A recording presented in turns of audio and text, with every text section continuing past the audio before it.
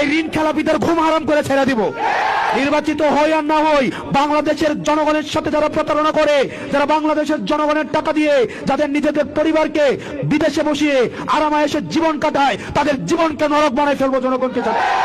হাদি ভাই বলছিল ঋণ খেলাপি যে এমপি গুলারে তারা উনি সংসদে গিয়ে সবগুলোকে দৌড়ের উপরে রাখবে। আমরা এই হাদি ভাইয়ের স্বপ্নকে পূরণ করবো ইনশাল্লাহ।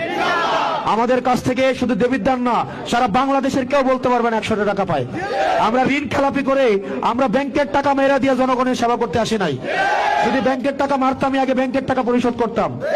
নিজেরই টাকা দেওয়ার মরদ নাই ব্যাংকের, আবার আসছে আমরা জনসেবা করব।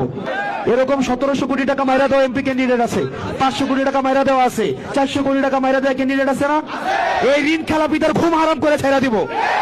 নির্বাচিত হই আর না হই, বাংলাদেশের জনগণের সাথে যারা প্রতারণা করে, যারা বাংলাদেশের জনগণের টাকা দিয়ে যাদের নিজেদের পরিবারকে বিদেশে বসিয়ে আরামায়েশের জীবন কাটায়, তাদের জীবনকে নরক বানায় ফেলবো জনগণকে।